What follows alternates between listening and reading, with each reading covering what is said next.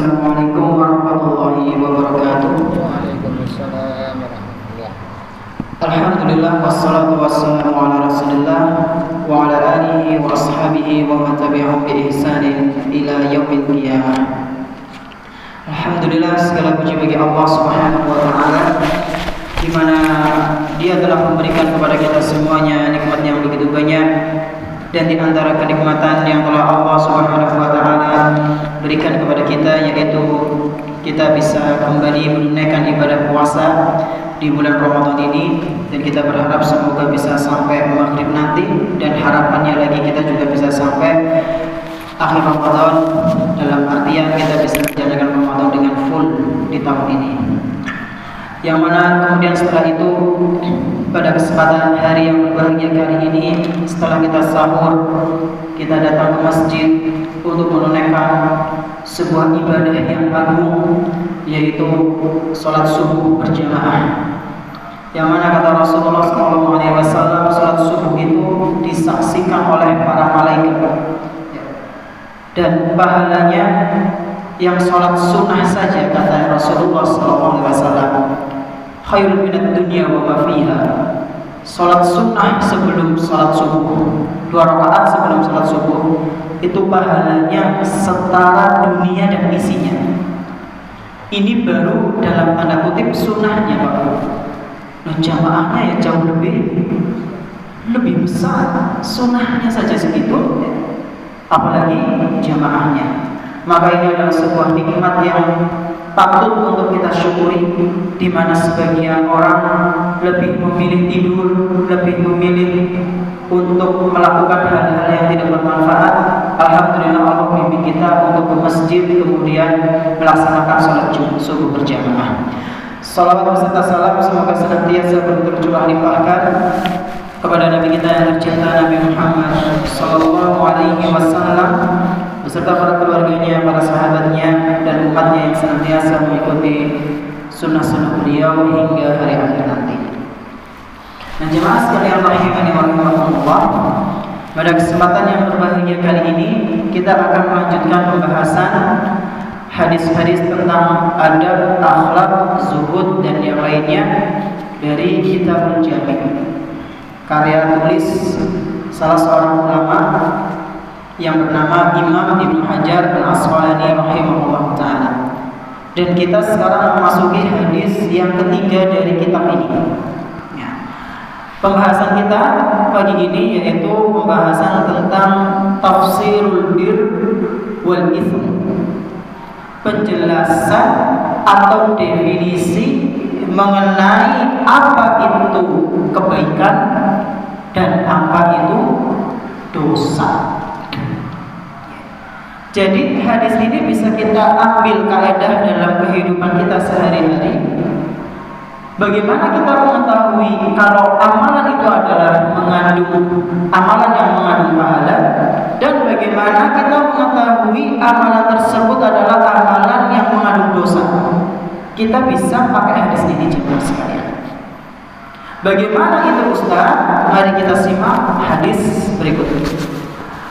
Wa 'an Nawas bin Sam'an radhiyallahu anhu qala, dari salah seorang sahabat Nabi yang bernama Nawas bin Sam'an, bahwasanya beliau pernah bertanya kepada Rasulullah sallallahu alaihi wasallam, 'anil birri wal ithm.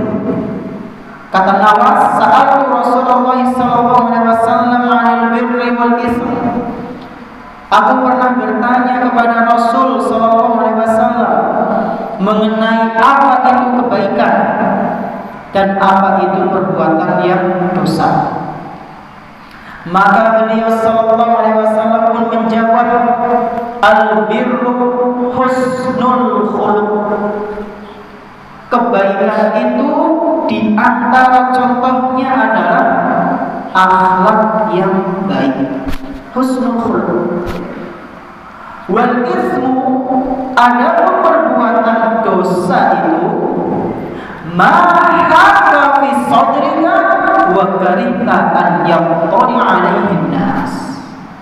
Adapun perbuatan dosa adalah sebuah perbuatan yang mana perbuatan tersebut hati kita gelisah, bergejolak. Wa karita an yaquli alaihim nas, dan kamu benci, kamu nggak mau perbuatan itu diketahui oleh manusia. Inilah perbuatan dosa. Jadi kaidah ini bisa kita terapkan dalam kehidupan kita sehari-hari, Pak. Kira-kira kalau kita melakukan sesuatu ini dan itu, ketahuan manusia, kita benci nggak? Kita malu nggak? Hadis ini diriwayatkan oleh Imam Muslim.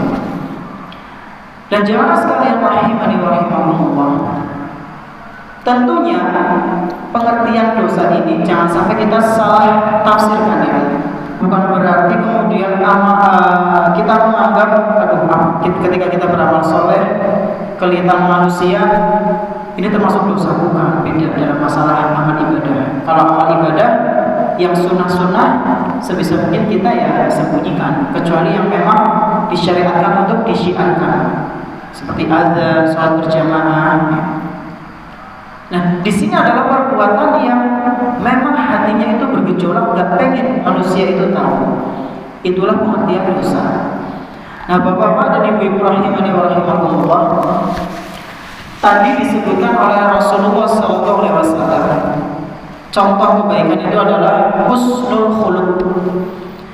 Nah, mungkin timbul pertanyaan, Ustaz, kenapa sih disebut husnul khuluq? Kenapa enggak contoh yang lain kayak sedekah, kayak sholat malam, terus atau sholat membantu orang? Kenapa disebutkan husnul khuluq? Udah saya ngepost? Karena akhlak yang baik itu adalah, kata para ulama, kebaikan yang paling agung. Jadi kalau seseorang akhlaknya sudah baik, akhlak kepribadiannya itu sudah baik, maka amalan-amalan baik yang lainnya akan ikut. Contoh lain kebaikan itu apa, Ustaz? Disebutkan di sini contohnya dalam surat Al-Baqarah 177. Di situ Allah Subhanahu wa taala berfirman, laisal birra an tuwallu wujuhakum qibalal masyriqi wal maghrib. Kebaikan itu enggak cuma ketika engkau menghadap wajahmu memutar balik dari timur ke barat. Karena dulu itu ada pergeseran kiblat dari Baitul Maqdis ke Ka'bah. Nah, Allah Subhanahu wa taala menegur kebaikan itu enggak cuma itu. Walakinnal birra, akan tetapi yang namanya kebaikan itu man amana billah, beriman kepada Allah, wal yaumil akhir, beriman kepada hari akhir, wal malaikah, beriman pula kepada para malaikat, wal kitabi, dan juga kepada kitab Allah, wan nabiyyin, kepada para nabi, wa atal mal ala hubbihi dzil qurba, dan memberikan harta yang dia sukai kepada saudara kekerabatannya, wal yatama, dan orang-orang yatim, wal masakin, dan juga memberikannya kepada orang-orang miskin, wa ibnas sabil, dan kepada ibu sabil, wasailina wa fir riqabi wa aqamas shalah.